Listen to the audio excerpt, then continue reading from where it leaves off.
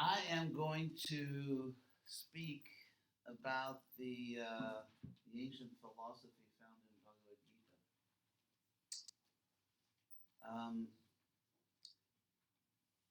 The two most important ancient sources for information about yoga are the Yoga Sutras of Patanjali, which I translated, I'm publishing it now, and the Bhagavad Gita, which we actually brought here. I just published that last year, so anyway, now that I've bragged. In the Bhagavad Gita, Krishna talks about Samkhya and Yoga. And in the context of that, it's sort of a, not jargon, but in philosophical Sanskrit, ancient philosophical Sanskrit, it means something like philosophy and practice. Because clearly we need a spiritual practice, but it's also good to know what we're doing. Sort of need a spiritual GPS, to use kind of a crass analogy. So, if you look at Patanjali's Yoga Sutras, he defers, you could say, philosophically to the Samkhya system as presented by Krishna. And he focuses on practice.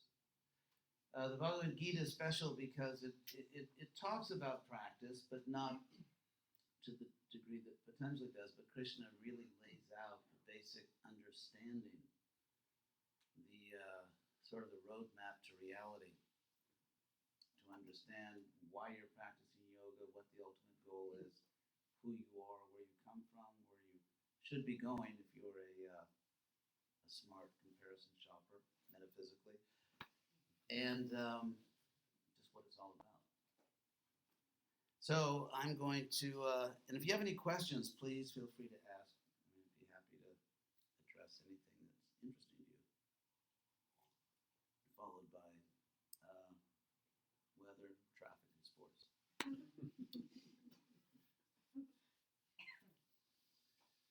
So, the Bhagavad Gita, which literally means a song, you could say of God, Bhagavan, this word Bhagavan, or Bhagavat, won't go into the grammar, but it's the same word. It's translated God or Lord, and ancient commentators have analyzed it as follows, and this is not a quirky analysis. The suffix van in Sanskrit, V-A-N, which becomes vat, as in Bhagavad Gita, means one who possesses. And so Bhagavan or Bhagavat means one who possesses Bhaga, which comes to mean something like opulence, some attractive feature, like, for example, beauty, which is attractive. And if you think of, to get at this, think of the fact that these two words are obviously very much related: traction and attraction, or tractor, as in, a tractor, and attractor, like he's a real attractor, she's a real attractor. So, if you know German, it's the same thing, Ziehen and Anziehung, and of course in the Latin languages. So why are these two words related? Because traction means to pull something, and attraction, in a sense, means to pull the mind. So that if you see someone that's remarkably beautiful, we don't make an intellectual decision to be attracted. The mind is just pulled to that person. Similarly, if someone is extraordinarily strong or intelligent or kind or whatever. So that's the idea of bhaga. They're features, personal qualities which spontaneously pull the mind, attract the mind. And so Bhagavan means one who possesses these things. And of course, in the historical theology and philosophy, it came to mean the Lord who possesses infinite attractive features. In fact, the word, or you could say the verb in Sanskrit that means to attract or pull, is krish, And Na, this cute little thing, Na, Krishna, is an abbreviation of the verb nand, which means to give pleasure or to take pleasure. And of course, it's from that root we get the well-known word ananda. And you've all heard the word ananda, it's out there. So in Sanskrit, sorry for all this grammar, but I'm just can't help it. So they don't yet have a pharmaceutical for this grammar thing. So the prefix in Sanskrit, you could call it an intensifier. So ananda means like intense pleasure or bliss. So Krishna has been understood, this name of God, to mean God as the source of all beauty, the source of all attraction, and the source of all pleasure. In fact, there's another Sanskrit verse, ancient verse, that says, Ramante yogino anante, that the yogis, in this case meaning the spiritual people, that the yogis take pleasure in the infinite, because clearly if you try to enjoy something which is finite, your pleasure can only be finite. So it said the yogis, the spiritual people, take pleasure in the infinite, Ramante yogino anante, which is Satyanande, in the bliss, which is truth, because as we know, there's a kind of bliss which is based on untruth, like, oh, I think she really loves me, or I think he really loves me, and then it turns out, well, I guess he or she didn't really love me. And so, or for example, the pleasure of vanity, the pleasure of self-centeredness, and I'm sure this won't come as a great shock to anyone, but none of us is really the center of the universe. And so when we are doing business as the center of reality, in other words, when we're in a mood of vanity, then ultimately we collide with reality. And so Satyananda, Satya of course means truth. So Satyananda means the pleasure of reality as opposed to the pleasure of an illusion. And because reality is much more durable, has a much longer shelf life than illusion, to take pleasure in reality means that your pleasure is eternal. So it said, going again, that the spiritual people, the yogis, they take pleasure in the infinite, in the bliss of truth, of reality, Chidatmani, and that reality is conscious, or the consciousness of what is ultimately the supreme self or person. And therefore, iti rama padena sao panam brahma vidite. Therefore, the supreme absolute, the ultimate source of everything, in the language of Vedanta, the ultimate source of everything is called Rama. Because that absolute is the source of all pleasure. It's the pleasure of reality. It's infinite happiness. And so that's the word Rama, little ancient Sanskrit etymology.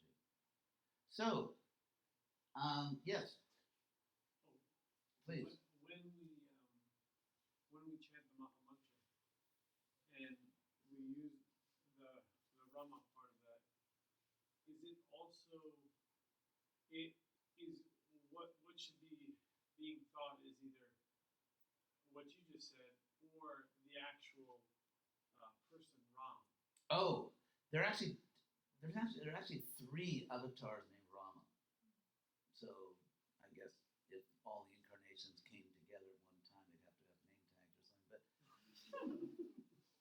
there is Parashuram, who is a not as prominent an avatar, but he came to restore justice to the world. And then there is Rama, the famous Rama of the Ramayana, which is one of the probably two most historically important stories in India. And then there's Balaram, the brother of Krishna. So it's your choice. So But Hare is actually the feminine aspect of the Absolute Truth, which, I mean, thank God there is a feminine aspect to the Absolute Truth. And so Hare, within the tradition, stands for Radharani, the supreme female. The idea is, and this is, I remember when I mentioned this to a professor friend of mine at UCLA, he said, my God, that's Neoplatonic. But anyway, the idea is that there's an original, how should I put it? Male and female. These two principles, and taking them now as principles, the principle, the feminine principle, the masculine principle, these are very powerful and really, literally makes the world go round. It literally makes the world go round, this male and female principle in different species of life. And so the picture here is that this world is actually a reflection of, well, the real world. It's a little sci-fi, suddenly, oh my God, this is not the real world. But, I mean, in Sanskrit philosophical language, this is called bimba and pratibimba, like the real object and then the reflection of the object. To give an example, if you are standing at the edge of, let's say, a pond, clear, still water. I mean, the water has to be clear and it's still so you can actually see it. And let's say you see the reflection of an apple tree. You can't eat those apples. They're just the reflections of real apples. So on the one hand, the reflected tree with its fruit is just a reflection. It's not the real tree. On the other hand, the reflection actually shows you what a real tree looks like. But the reflection is, you could say, one-dimensional. A real tree has many dimensions, and you can actually eat the apple. So the picture we get in these ancient texts is that we are not fully happy in this world. I mean, I think practically anyone in this world, given their choice, would have even a greater life than they have now, or would have even greater happiness in various ways. So, and the problem is that we are trying to enjoy the reflection, so to speak, trying to nourish yourself on the reflection of the fruit instead of looking at the real fruit. So in that sense, when we look at this world and we see how prominent the male-female principle is, that it literally makes the world go round. And although this world's a mere reflection, it does tell us a lot about eternal reality. And there actually is ultimately perfect, well, you could say, romance. There ultimately is perfect love. It's just not based on a mortal body. It's based on the soul. So, so Hare, we chant Hare Krishna or Hare Rama. Hare refers to the feminine principle of Radha, or the goddess, you could say. And then, of course, there are many names.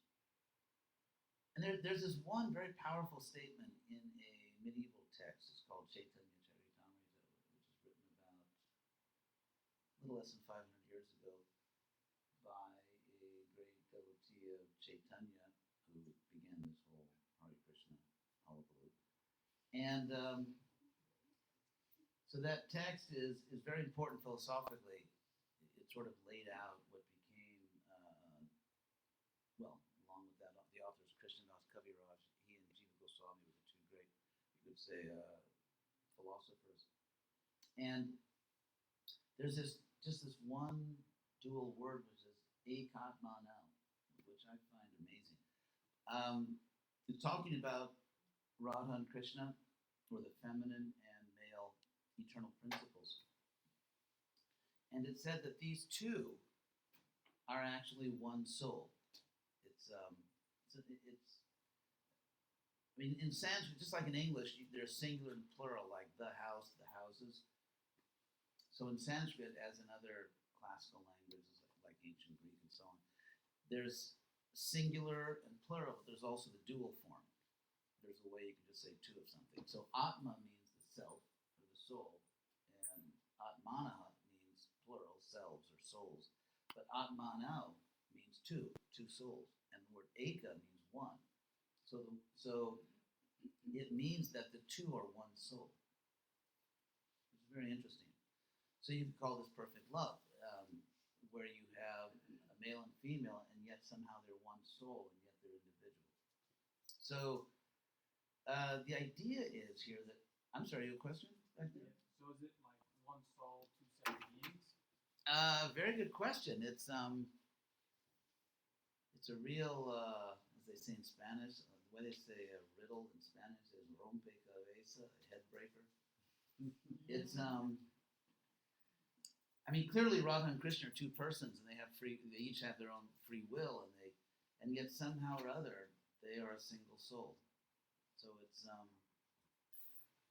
sort of simultaneously one and different. It's just, I mean, for example, if you think about it, all of us, let's say when you have the most intimate or the most united community, when there's real community, profound community, then people feel and act as one in a sense, and yet they're individuals. And of course, in romantic love, there's even perhaps more potential for that. So yes, they are individual souls, and yet so it's something you can meditate on for the rest of your life, really.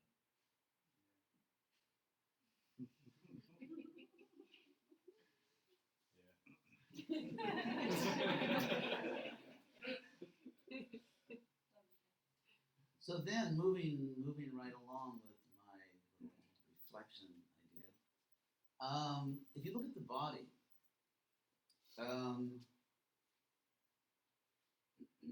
our physical body is an invaluable instrument, but we are not the body. In fact, logically, you really could not be the body. Because, and this is not body bashing, by the way, or body shaming, it's just trying to figure out who you are. If you think about it, every one of us was a baby. I mean, is Benjamin Buttons in this room? Okay, so all of us start out very young. And so that little baby body we had is just gone. It's not that your baby body stretched into your adult body. That's not actually what happened. What really happened is, we're eating and we're at every moment replacing the elements of the body. In fact, to bring in a Buddhist idea here, which also we accept, and an idea which was actually going around the world at the time of Buddhism, about 2,500 years ago in Greece. There was an ancient philosopher named Heraclitus, around the time of Buddha, actually, who put forward some of the same ideas in Southern Europe. And he's famous for having said that you cannot step in the same river twice. Because the river, every time you step in it, it's a new river. And so in that sense, we could also say you cannot breathe in the same body twice.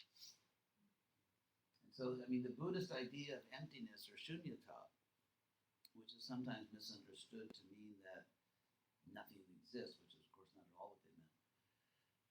In fact, the Buddha was famous for what was called the madhyama, the middle path, and this middle path was between sort of identifying with your body or thinking that nothing exists. So they explicitly rejected the idea that there is nothing. They know that there's really a world here. It's just that you can't point to any material object. Oops.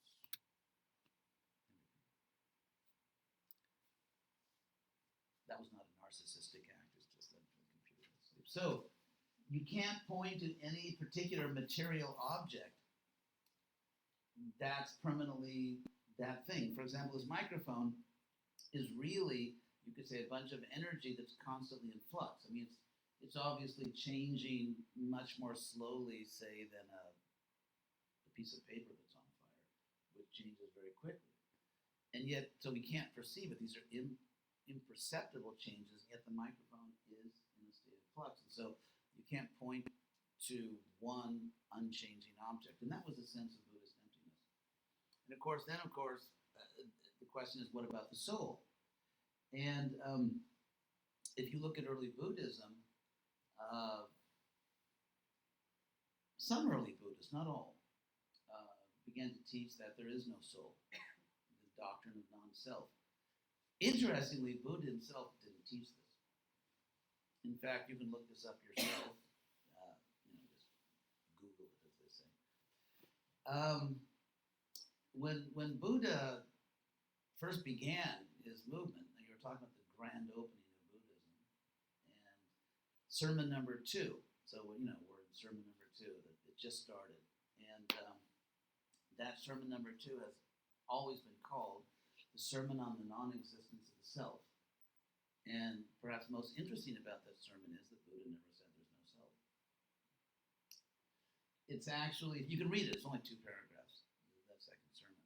I mean, Buddha was obviously very merciful because he gave short sermons.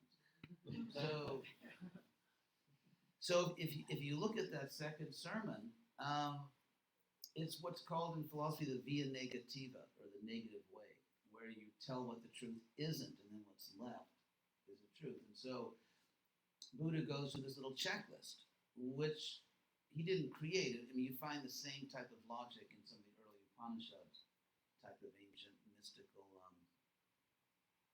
Sanskrit literature. So, for example, is our physical body the eternal self? No.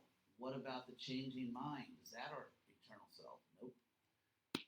What about our rational faculties? Is that ultimately the eternal self? Nope. And then you go through the checklist and the end. None of these are the eternal self. Buddha, actually, his followers sometimes became a little aggravated because Buddha, why don't you just come out and say there's no self? Or why don't you just say there's no God? Or why don't you ever talk about metaphysics? In other words, talking about things that are beyond the physical. And he didn't. In fact, he's famous, or it's quite famous that he's reputedly said that if you get shot by an arrow, you don't worry at first where the arrow came from. You just take the arrow out. So in the same way, don't worry about all this metaphysical stuff now, like the soul and God. Just the 4 noble truths. You're suffering. You're suffering because you're selfish. Stop being selfish, and you'll stop suffering. You want to stop being selfish? Join us and practice Buddhism. So anyway, talking about the body. The body's always changing. And so even if you said, I am the body, the obvious question would be, which body?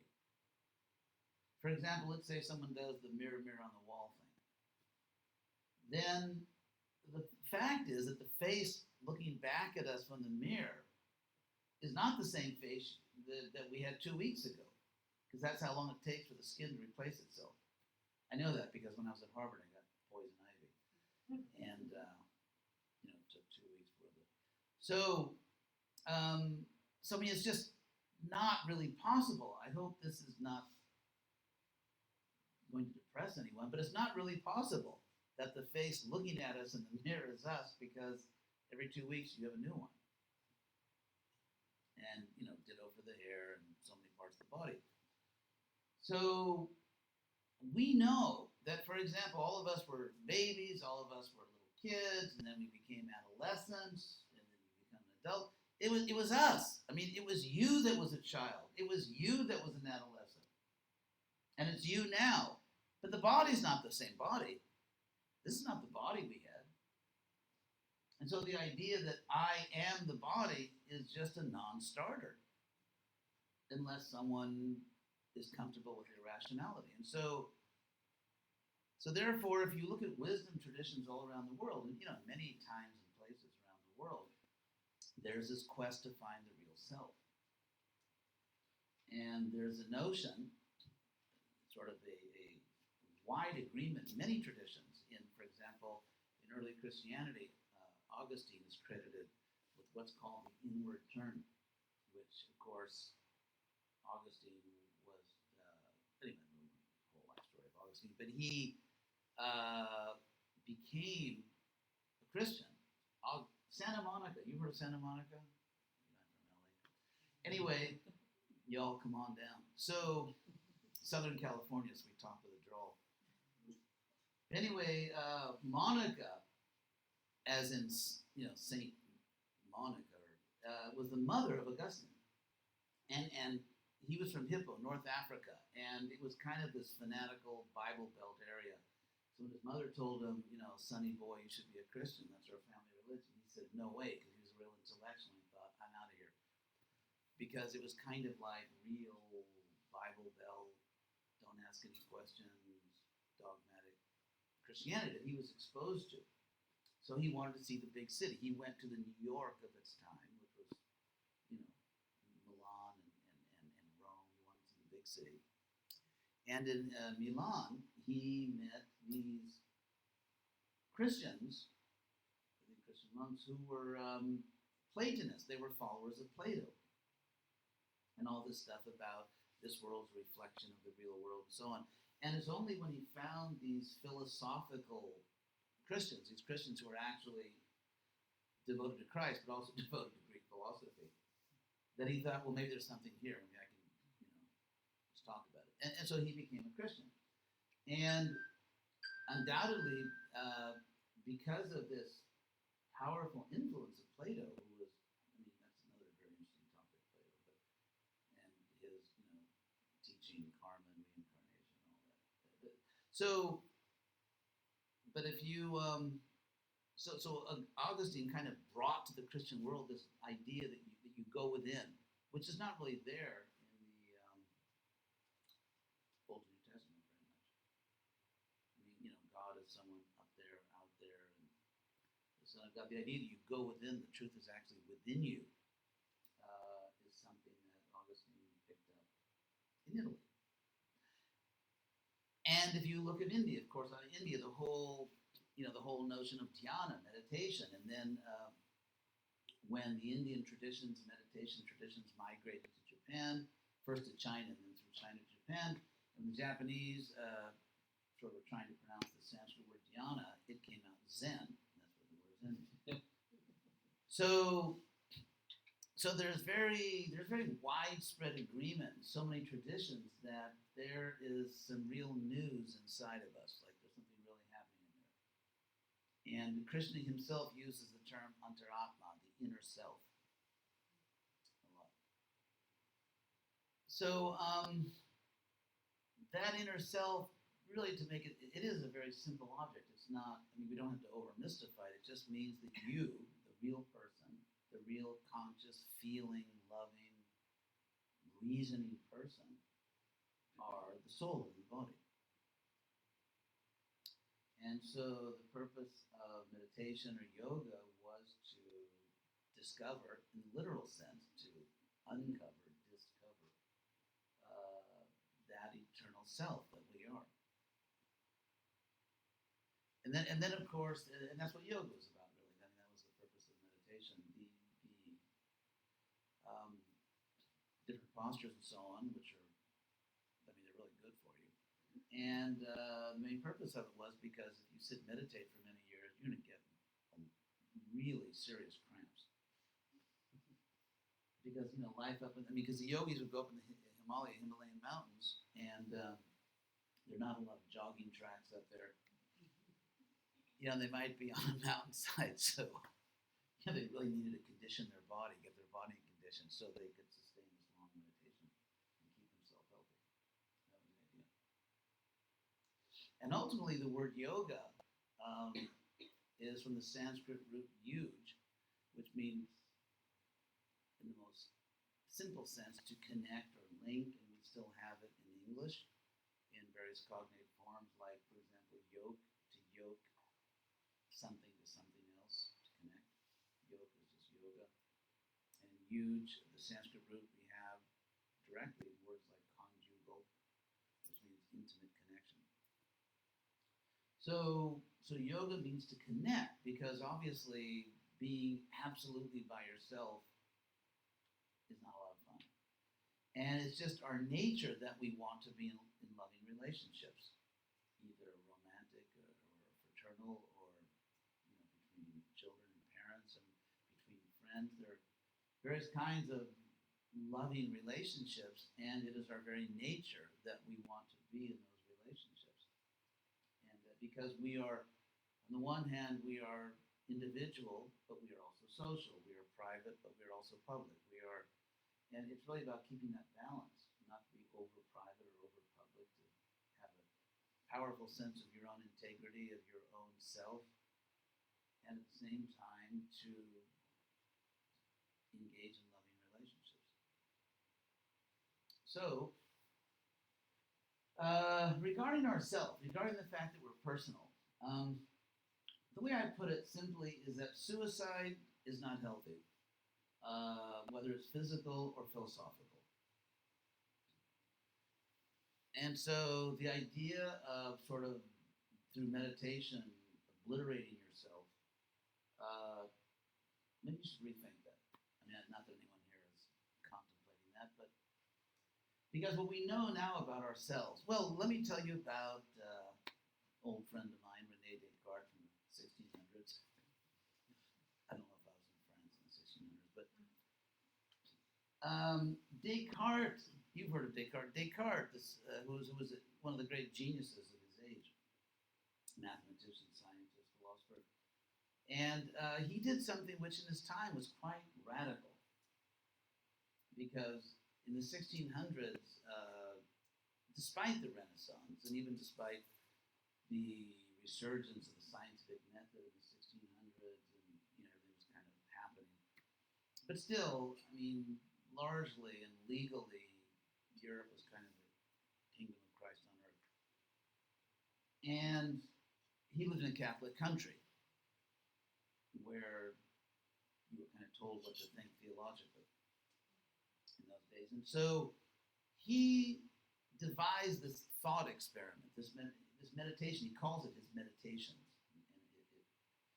And he wrote a book based on this called his Meditations, in which he said, what if, for the moment, what if I imagine that everything I think I know, I mean everything, may not be true?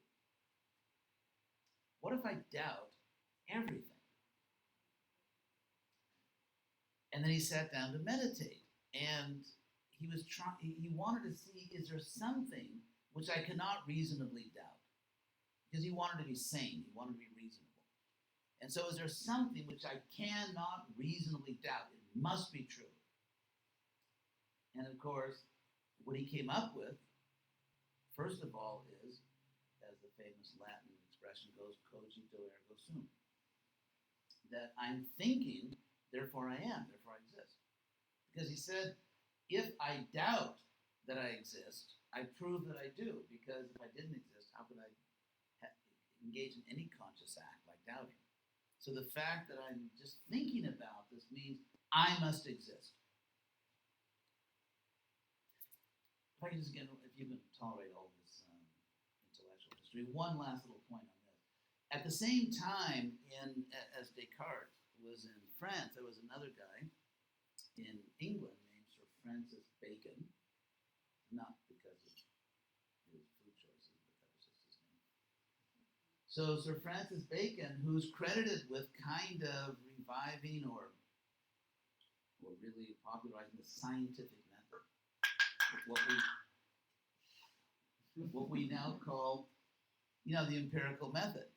And so the idea is that Bacon thought that the foundation of certainty, the foundation of really knowing, is out there in the world. You go out with your senses, you see things, you hear things, you touch things, and then you write down what you observe, and you test it, and so on. So Bacon located certainty, like really knowing that you know, out there in the world through the senses. But Descartes said, no, it begins inside. It begins with finding your inner self. And so the yoga system is sort of more the Descartes thing than the Sir Francis Bacon thing, in the sense that if you meditate deeply and sincerely, you will find yourself because you're there and you exist. The good news about this is that you, as a free, individual, conscious being, I mean, you're individual, no matter how social you are, no matter how many friends you have, you are still an individual person, and you're personal. I mean, we have feelings, and we're capable of love. We can be loved. We have personalities. We're personal, and we're individual, and we're unique. And according to the yoga teachings, that personal, free individual is eternal. It's not an illusion. It's not that when your meditation reaches perfection, you realize this is all an illusion, not really a person. Of course, you couldn't say, I'm not a person, because there would be no I. It's interesting, even in Buddhism, when some enthusiastic people were teaching, I'm talking about ancient Buddhism, very early Buddhism, when it's still in India, it has not even reached China or India or Tibet or anywhere like that. It's still in the land of its origin. And some people, I think a little too enthusiastic, began saying there's no self, there's no person. But then other Buddhists in India, and this is going way back, said, wait a second, we all believe in karma, which they did. And you even got these popular Jataka stories. Jataka means about the birth of Buddha. Like, how did Buddha get to be Buddha? Well, in a past life, he did this good deed, and then he had that life and the other life, and he kept piling up these good deeds until he finally won the grand prize and became the Buddha. So, for example, there was a group in ancient India, which was very prominent over 2,000 years ago. They were called Puggalavadis. And they said, wait a second. If there's no person, if there's no self, who gets the karma? Because the Buddhists were extremely concerned with ethical behavior. They didn't want bad karma. They were really concerned not to get bad karma. But if you're not a person, how can you be responsible for what you do? And how could you get your karma in the next life if you don't even exist? And you find, for example, in Buddhist monasteries, that they were really concerned about their ancestors, because in Asia, there's really serious concern about ancestors in many Asian cultures. And so, but if we're not persons, if there's no self, why are you so concerned about your ancestors? And they were. So finally, the Mahayana Buddhists just kind of took over, and they kind of stopped all that silly stuff about no self. But so there is the idea that there is an eternal self, that you always exist. In fact, you always have existed. As Krishna puts it in the Gita, never did you not exist. There's no time. Billions of years ago, you existed. You just weren't in New York State.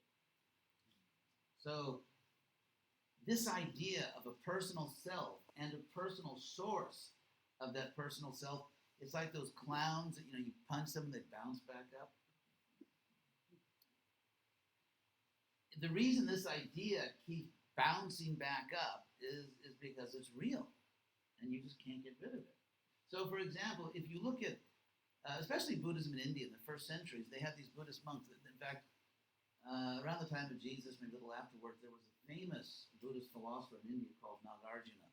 In fact, he's probably the greatest of all the Buddhist philosophers. And he was a monk, very austere, totally disciplined, very intelligent. He dedicated his whole life to formulating arguments to show there's no self. And so you just can't humanly do more than he and others like him did to convince everyone there's no self. And so what was the result? No one bought it. Because it's not real to say there's no self. In fact, he became not a problem for the Buddhist community in India, but sort of like they were losing market share because of all this no-self stuff. So they said, let's not talk about that. And they went into yoga achara, it's called, if you study the history of Buddhism. Let's just do yoga and, probably get a lot more people in our programs. So this idea of a personal self, what's that? Oh, thank you. So this idea of a personal self, it won't go away.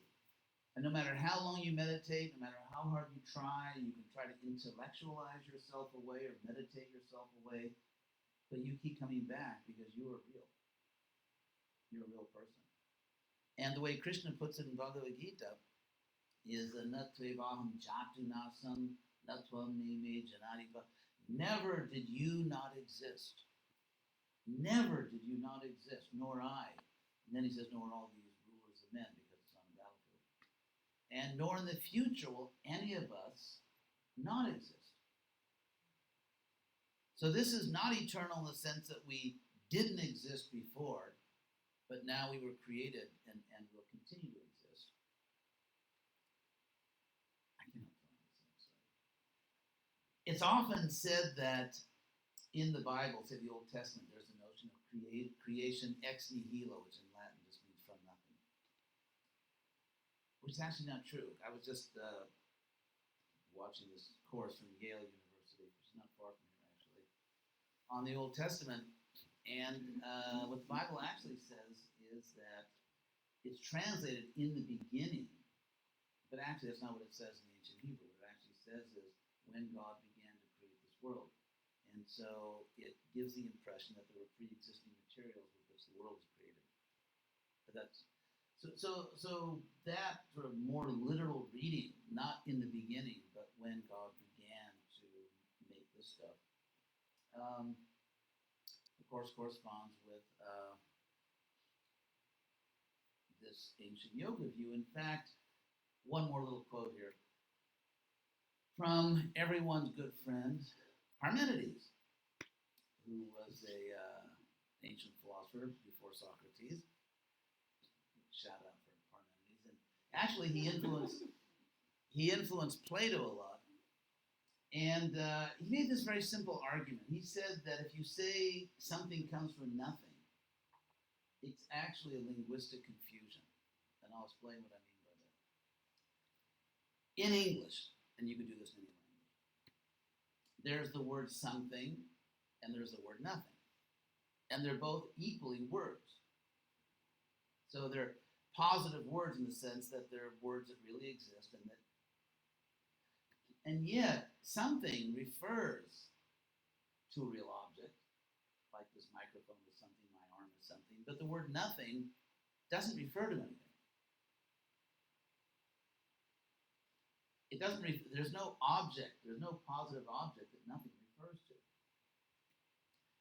And so grammatically, you can construct an English phrase, or say an English sentence, it came from nothing. I mean, grammatically, that's a correct English statement, but it doesn't mean anything. That was the point of Parmenides. It doesn't mean anything. It's like there are certain statements which grammatically work, but actually don't mean anything. For example, I saw a round square. It doesn't mean anything. If you know what the word round means in English and what the word square means in English, then you know that round square doesn't mean anything. It's meaningless. Or a square circle and so on. So in the same way, Parmenides said to say that something came from nothing doesn't mean anything. Because nothing, there's no such thing as nothing to come from. And similarly, he said that nothing, that nothing, you cannot say that something went into nothingness because there's no such thing. Which, of course, agrees with science, the conservation of energy and all that. So the reason I mention all this is because we have always existed. Because we exist now, we've always existed. Krishna says that material objects, like a microphone, a body, a little cottage in the English countryside, the point that Krishna makes is that, I'm a big Jane Austen fan, as my friends know. So, material objects are constantly in a state of transformation, which is, of course, one of the main doctrines of Buddhism. Material objects are constantly in a state of transformation. But the matter itself, the energy itself, as science knows, is conserved, has always existed. Now, we, spiritual beings, are not subject to transformation. Matter can actually be transformed. Like, for example, you could pulverize this microphone and just turn it into powder. The powder could be dissolved in water and so on and so forth.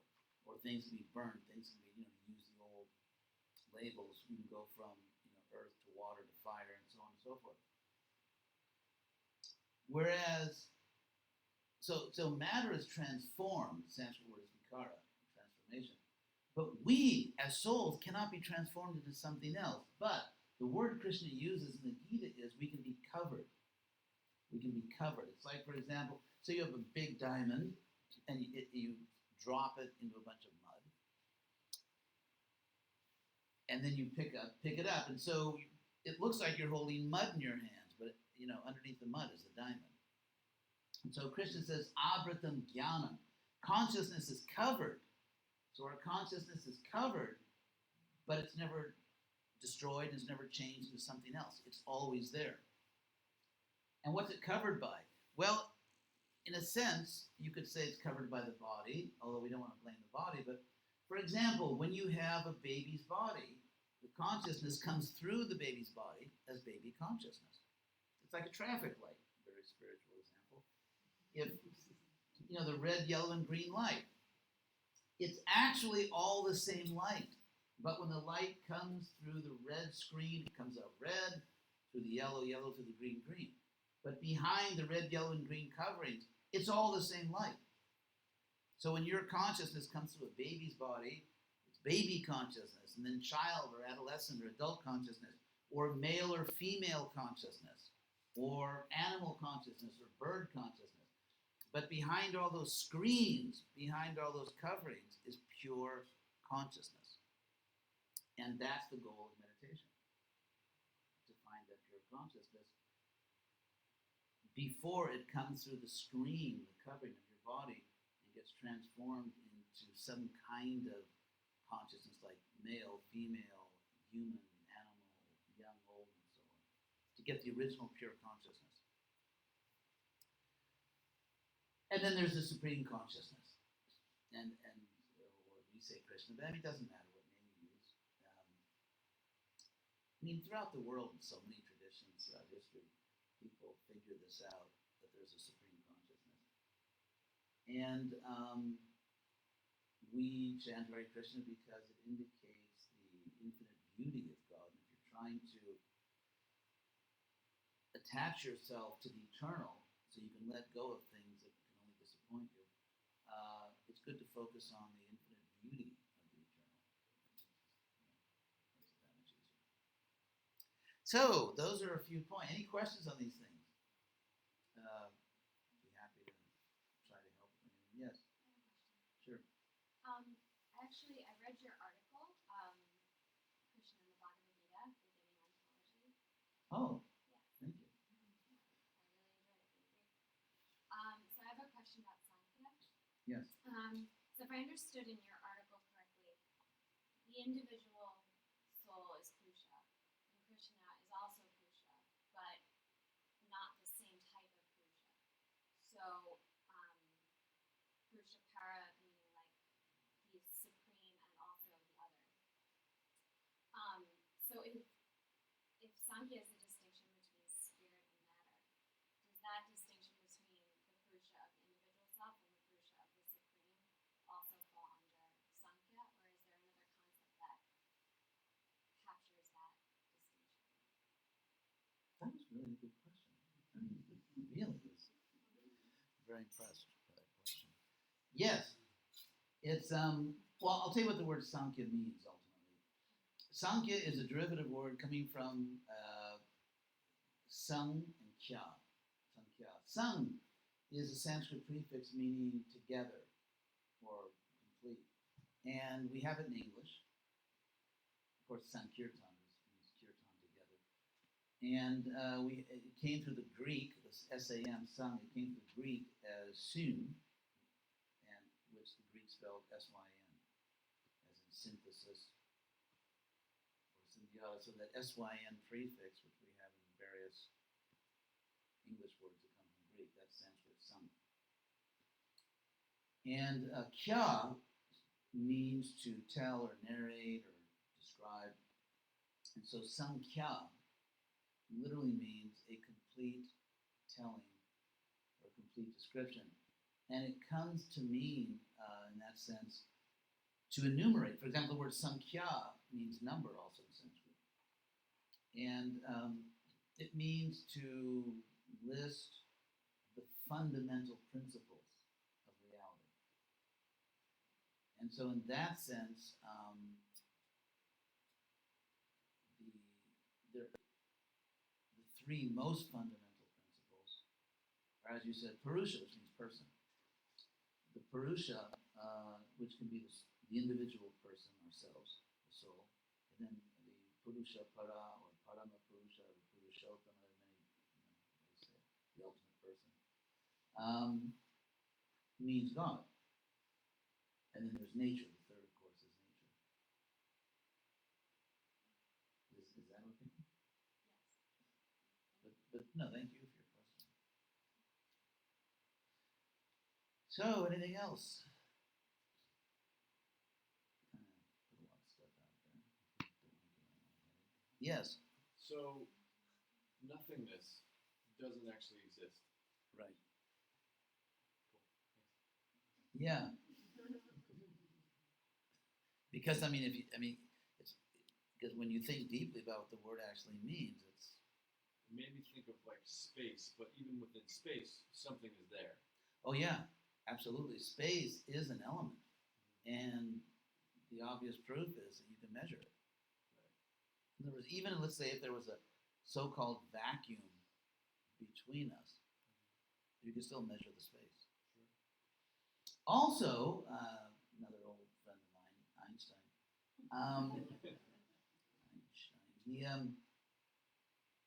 One of his great discoveries was that space is actually an element and that it curves. And that because Newton, of course, discovered the law of gravity, which was extremely important because it sort of it explains celestial mechanics, like why doesn't the moon just fall onto the earth? And so the idea that there's gravity, that mass has gravity, was really at the heart of Newton's rational explanation of the universe. And then people are saying, well, why is there gravity? And of course, Einstein said, well, because actually, the way some scientists put it, not just that, let's say, that an object is pulling us through gravity, but curved space is pushing us. So this idea that when space is curved, anyway, obviously I'm not a physicist, but so even in Einstein's great breakthroughs, it's all based on the notion that space is a real object.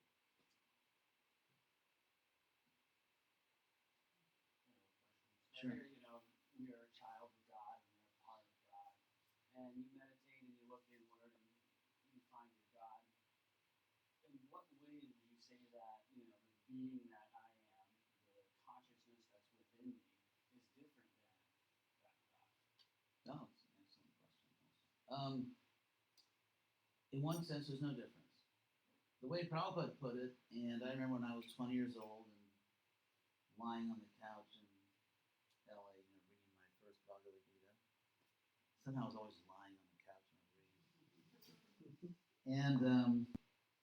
And Prabhupada made the point that we are qualitatively one with God, but quantitatively different. So the quality of your existence as a spiritual being is one with God's existence, but the quantity of consciousness is different. So I remember when I read that, I literally yelled out "Eureka!" because I just knew that was it. So yes, there's a real oneness. There's a real oneness with God. There's a real oneness between us, of all things, and it's real. At the same time, we're individual. If you think about it, that's perfect love. It's like in a loving relationship. If the people just merge into each other, it's called codependence. It's an emotional problem. And yet, if there's not real unity, then it's, what is it? So there has to be the oneness, and yet you retain your individual integrity. And it's interesting because this notion, in Sanskrit, is called Veda, difference and non-difference. I have a student, Ali Krishna. She's the funniest person I ever met. So we were in Gainesville at the University of Florida. She told me she was going to start a Krishna conscious sorority called Veda. Tattva, because beta is just the one difference anyway. So,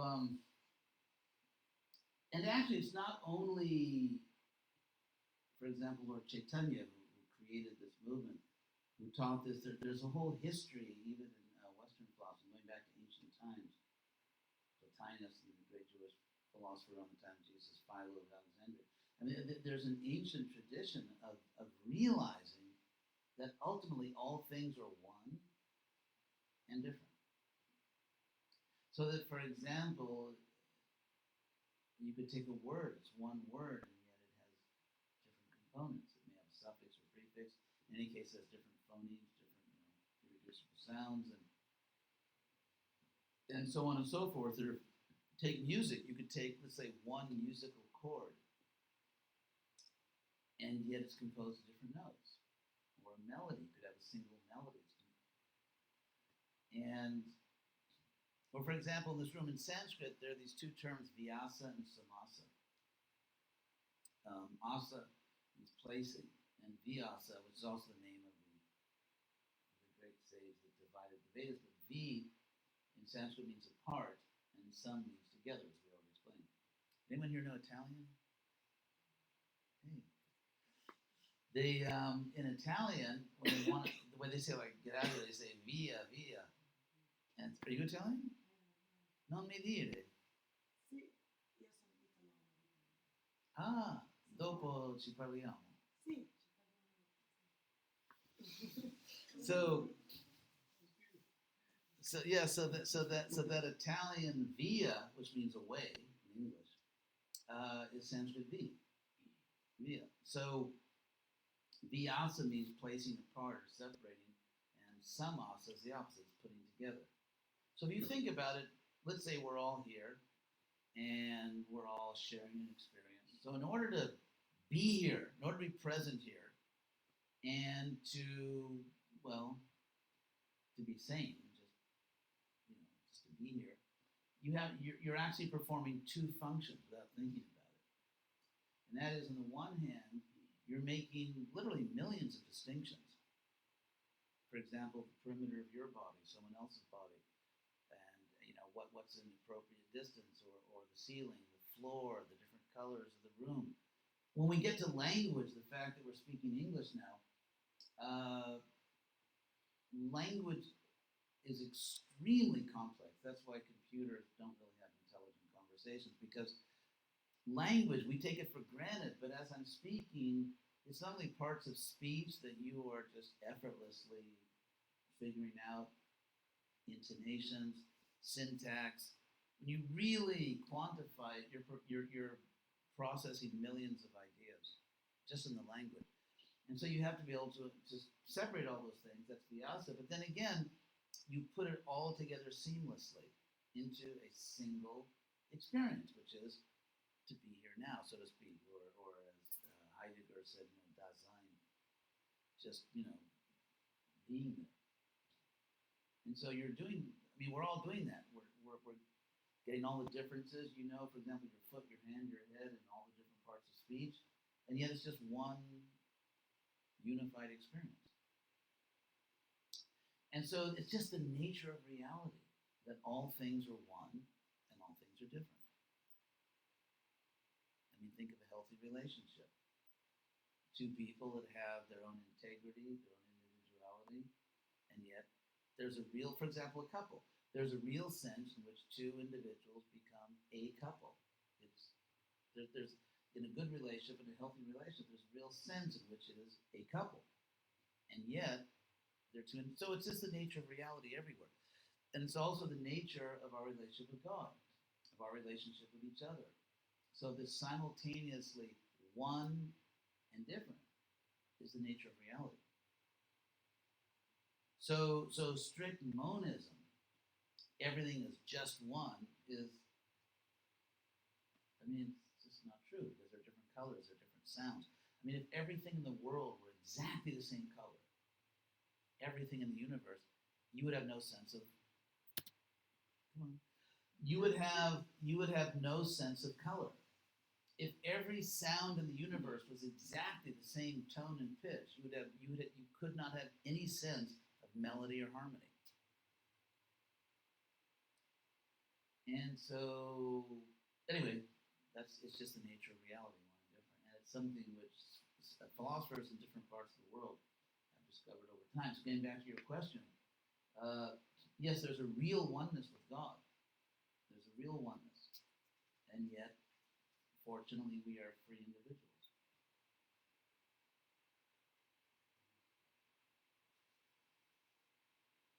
Anything else?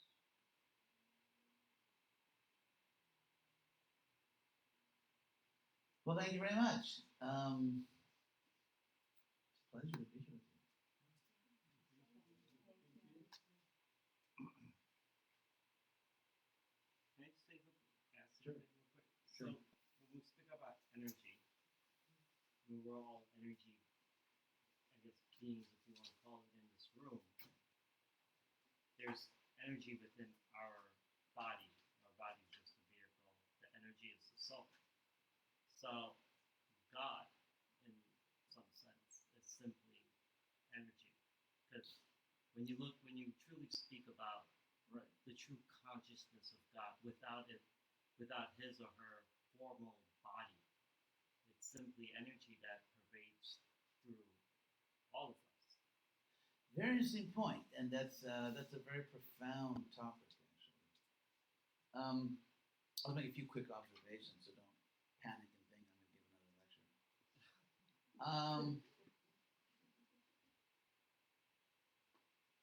In Sanskrit terminology, God is not generally known as energy. Of course, Sanskrit word for energy is Shakti, which is literally the ability, to do work, just like in the modern physics definition, or Prakriti.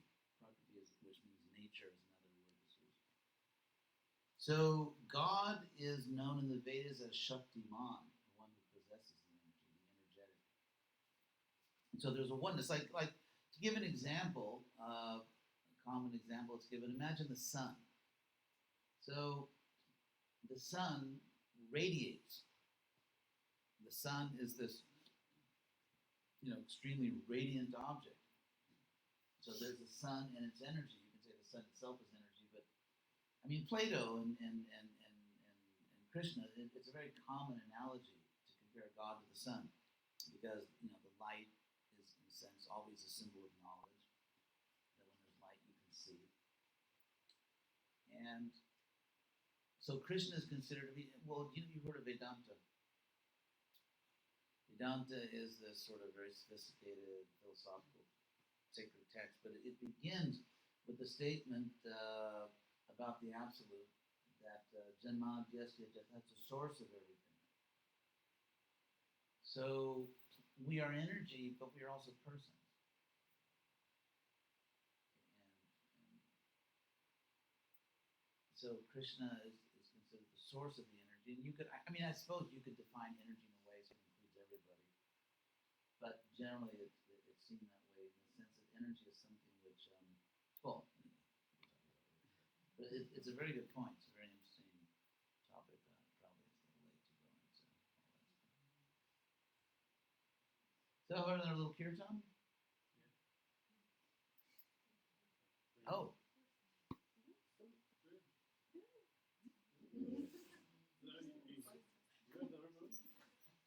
People's choice.